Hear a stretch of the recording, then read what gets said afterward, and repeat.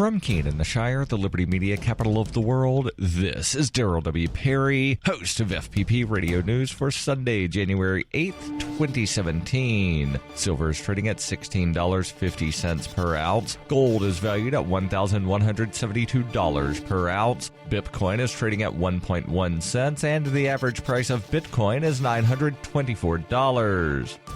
Antiwar.com reports the Trump transition team has issued a blanket order to all politically appointed ambassadors from the Obama administration, requiring every single one of them to resign from their post without exception by January 20th. Career diplomats will not be impacted. This is being presented as a major break from tradition, as historically some ambassadors, particularly those with school-aged children, have been allowed to remain in their post for additional periods of time to try to ease the transition, though the State Department admitted that in practice this is how it's always worked, and such exceptions are totally up to an incoming administration and always on a case-by-case basis. The Trump transition team insisted that there is no ill will behind the announcement, insisting all of Obama's domestic appointees are expected to be out by January 20th, and the ambassadors shouldn't be surprised about being held to the same rule. Since there are a lot of politically appointed ambassadors and the Trump team has not announced a full list of replacements, let alone brought them up for approval in the Senate yet, the January 20th hard date means that a large number of nations, including some major U.S. allies like Britain and Germany, are going to be without U.S. ambassadors, potentially for months on end.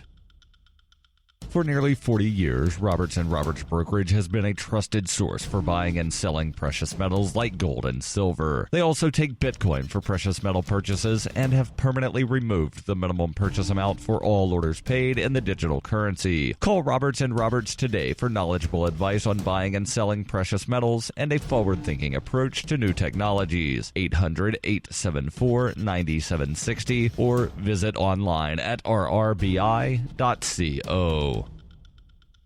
UPI reports a nuclear engineer pled guilty to violating the Atomic Energy Act by using United States information to improve China's nuclear program. Alan Ho pled guilty to conspiracy to unlawfully engage or participate in the production or development of special nuclear material outside the United States without the required authorization from the U.S. Department of Energy. Ho and his defense team and Assistant U.S. Attorney Charles Ashley Jr. agreed to a deal that would allow him to plead guilty to a lesser charge in exchange for providing the U.S. government with information on China's nuclear program. Ho and his energy firm, Energy Technology International, were indicted in April 2016 for attempting to lure U.S.-based experts from the civil nuclear industry to assist China's largest nuclear power company, China General Nuclear Power Company. The Tennessee Valley Authority Office of the Inspector General began the investigation after expressing concerns about one of its senior executives, engineer Ching Hui, to the FBI. Hui later admitted that Ho and the Chinese government paid him to provide information about nuclear power production and flew him to China. Ho's case is the first in the nation to deal with nuclear espionage involving China, brought under a provision of law that regulates sharing U.S. nuclear technology with countries deemed too untrustworthy to see it. The information Ho obtained could be used to generate power as well as produce nuclear weapons, but Ho said he simply wanted to make money by using the U.S. information to help speed up and make cheaper nuclear energy in China. Ho's sentencing is scheduled for May 17th. He faces a maximum sentence of 10 years in prison and a maximum fine of $250,000. You can support FPP Radio by joining the Fans program. Fans are friends, allies, and numerous supporters. Fans help FPP afford to produce more original content. You can join the Fans program for as little as $1 per month through Patreon and get perks like ad-free versions of FPP Radio News and Peace, Love, Liberty Radio. To learn more or to join the Fans program, visit fans.fppradio.com.